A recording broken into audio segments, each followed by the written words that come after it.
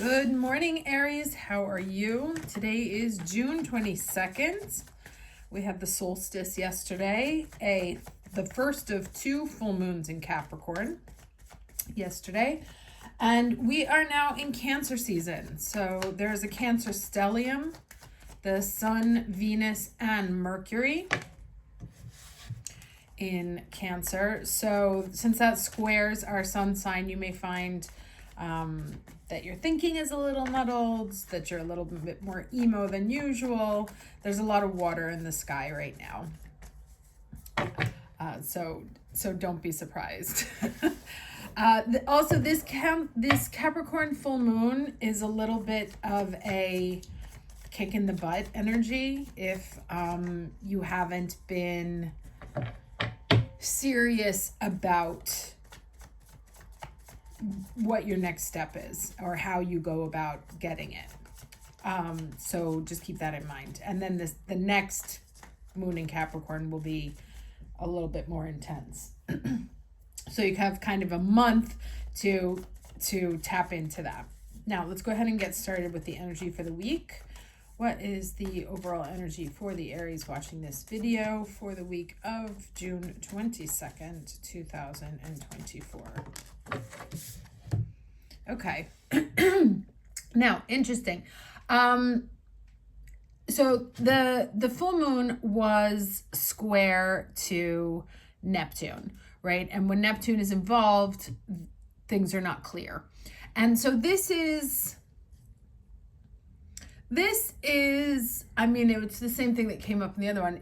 It's about gaslighting, right? Somewhere, either you are not telling the truth to yourself, you are not telling the truth to someone else, or someone else is not telling you the truth. Or it's just not clear what's going on, right? Is this person friend or foe? Are they trying to screw me out of something? Is it a bait and switch situation? So you definitely want to keep your eyes peeled, like wide open this week, and not like use your emotions as tools, but don't rely on them as valid, like as wise advisors, right? The emotions come and go. It depends on like how we're feeling or what's going on that day. It could be something triggered from the past. So it's not a very reliable advisor. So yes, it's like, yes, trust what you feel, but also make sure that your head is involved. And you see these two hands here. Make sure you are using both sources of information in order to assess the situation, like what's going on at hand. Like, I feel this way about it, but do the facts match how I feel? Stuff like that. Like, make sure that you are checking in with your solar plexus, like your gut feeling, but also your mind. Does the rational and the emotional line up, or is there a disconnect? And if so, investigate. You know, which one could potentially be misleading.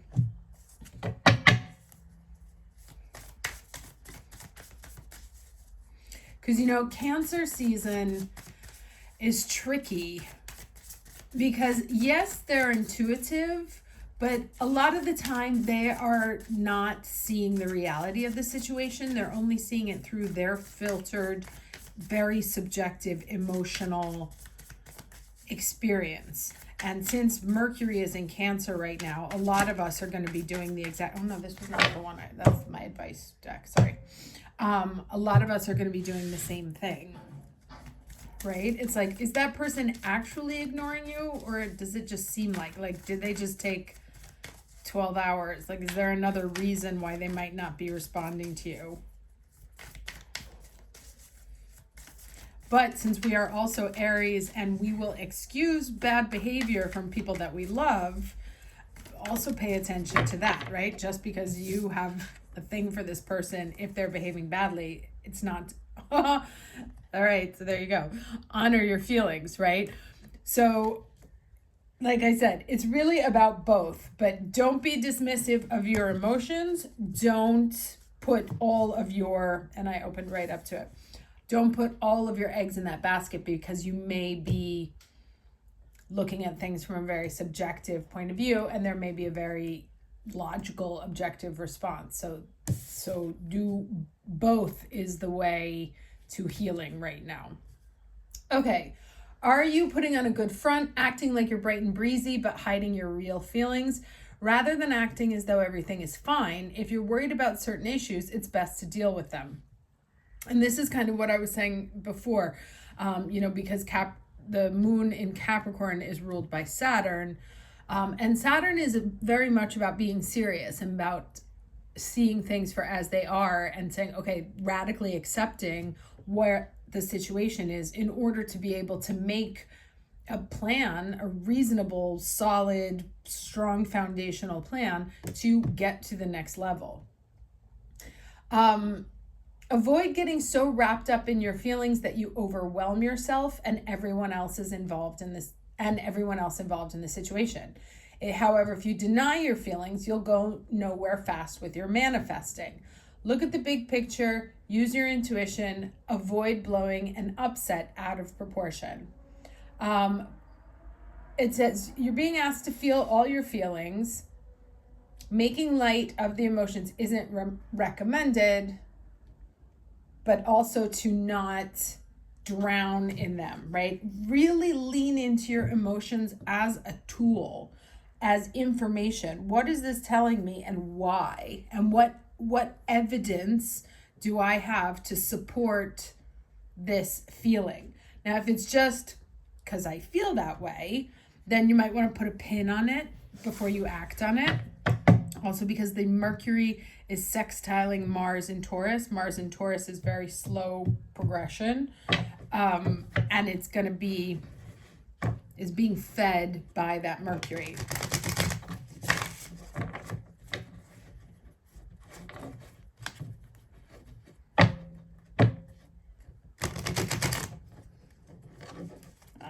All right, so I just saw there it is, I think. 2 of Cups and the 7. Yeah. 2 of Cups, 6 of Pentacles. That says to me that there's also relationships that are out of balance that maybe you're not seeing clearly, that it looks like an equal partnership, but really there are very clear power dynamics that you may not be paying attention to. Let's get 3 cards, please.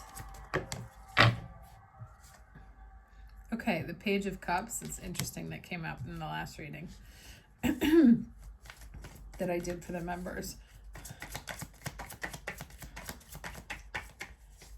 2 more cards, please.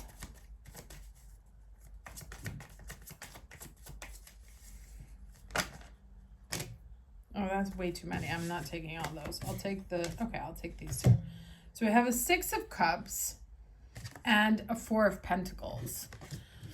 Interesting.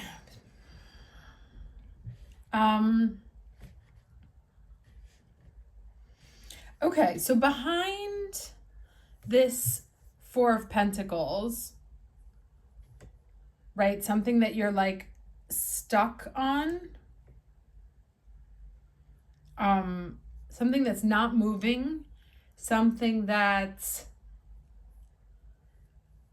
maybe you don't want to open up about, or you haven't like seen the truth of yet. You're putting in a lot of effort to keep things as they are.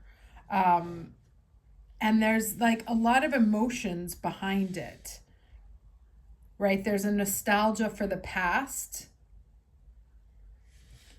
and what it used to be. That it started off as something really nice and enriching and abundant. And you have the memories of what it was.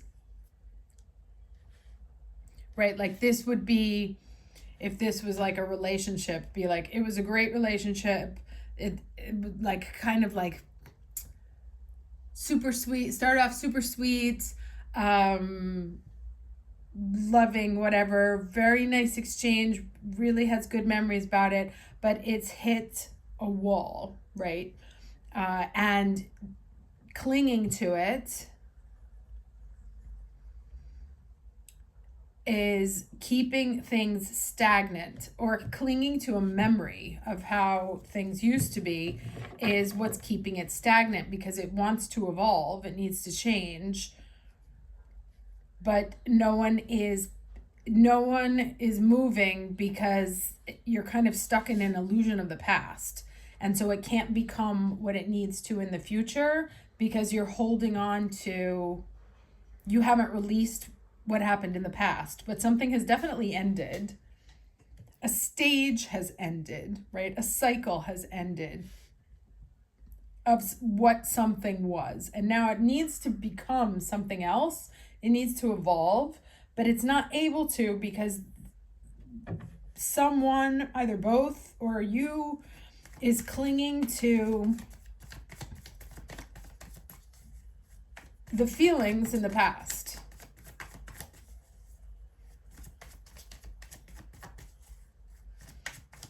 And that may be like where the gaslighting is coming in, right? You're like, oh, but it used to be this, that, and the other thing. And it's like, okay, but what is it now? What does it look like now? It doesn't matter what it was yesterday. What is it today? And assuming that the past is the past, we can't go back, and all things evolve forward. What changes and shifts need to happen to give it a new life, right? Or to create something new where something was once dead. This Judgment card's been coming up a lot recently. So and I know I've been using the example of my daughter going to college like multiple times, but that's my version of what this 10th house work is. If I stay stuck and cling to the way, like, oh, it's just, I don't want to change, or I don't want to evolve because this was just so nice. And it's like, well, it's going to happen either way. That's why I said the next full moon is not going to be as nice.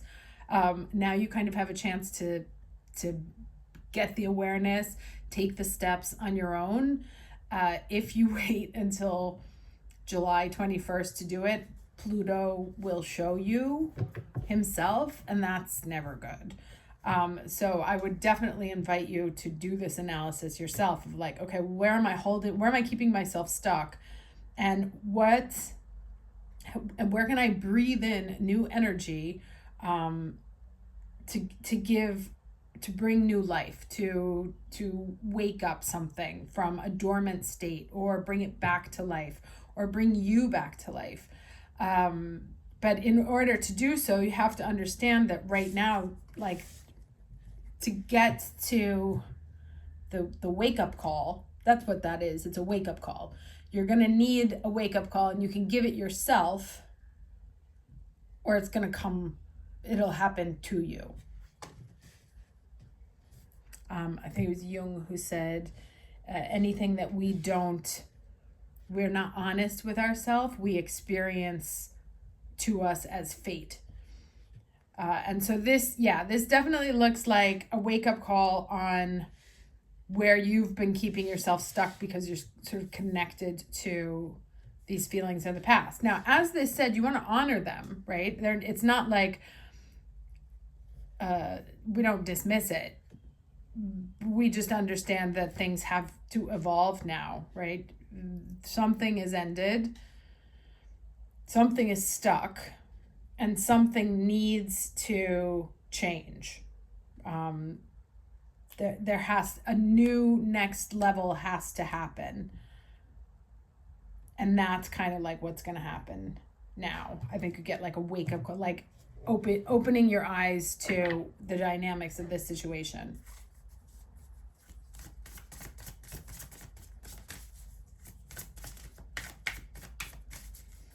All right, let's get some advice for the week.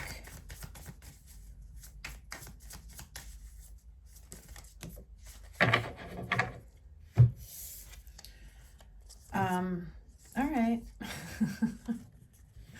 Trust and courage.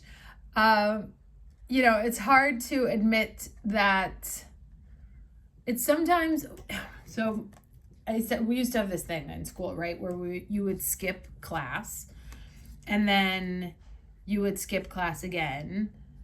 And then it had gotten to a point where you had skipped so many classes that it was like getting worse and worse. You couldn't just show up. Like you had gotten so far behind all of a sudden that it was like, well, maybe I'll just like drop out, right? And I was talking to a friend of mine about this. She says that she has this, and I don't know what it is. I don't know if it's an emotional trauma or something, but she will actively stand still, paralysis. It's a fear paralysis, and watch her entire life crumble without doing anything. She'll just be like, oh, okay, that terrible thing is going to happen because I didn't do this. I didn't call that company. I didn't pay that bill. I didn't whatever, because she was paralyzed from fear paralysis. And then it just got worse, like it snowballed. And instead of thinking that she could fight back, she just thought, it was like, okay, I'll just let it like roll over me. And so this is asking you to like, yes, do the work, like see see what's happening, but then do something about it. Don't just let it snowball, right? Don't ignore what needs to change, right? Or be so paralyzed by where you have gotten to, which may be behind, right? You thought you'd be ahead by now. You thought things would be different by now, but it's not. To radically accept on multiple levels that where you actually are, and that something is very stuck here, and that you have to unstuck yourself and start moving forward. Otherwise, things could get worse. You know, that, and to start sort of studying a plan, like give yourself a wake-up call to breathe new life into being able to move forward, or whatever, creating a plan for the next step. But it's not, you know, it's, since these moons are about Saturn, Saturn is all about doing the work. He's not a shortcut person. He is not a get rich quick scheme person. He is a do the fucking work. That's it. You want to lose weight, do the work, right? You want to get a new job, do the work. You want to find a boyfriend, do the work, right? It's not like, you know, my mother used to sit there and be like, oh, I'm just going to wait for Mr. Right to show up at the door. And I was like, yeah, all right, sure. But that's a choice, right? That's a choice to be alone. And so that's where you need to be honest with yourself, that actually, if there is inaction, it's you choosing inaction. It's not the universe not delivering, right? The universe organizes itself based on our energetic output. That's not just mental, it's also doing. Like where we lean our life energy into is how it knows what direction we want to go into. If we stay still, it can't bring us anymore, because there's no action or energy coming from us. So have the courage to take a long, hard look, and trust that you can do it, right? It's not, you're not necessarily going to fail because you skipped that many classes. There's still a way to salvage it if you put in the work, right? That's it. Have a lovely week, and I will see you next time. Take care.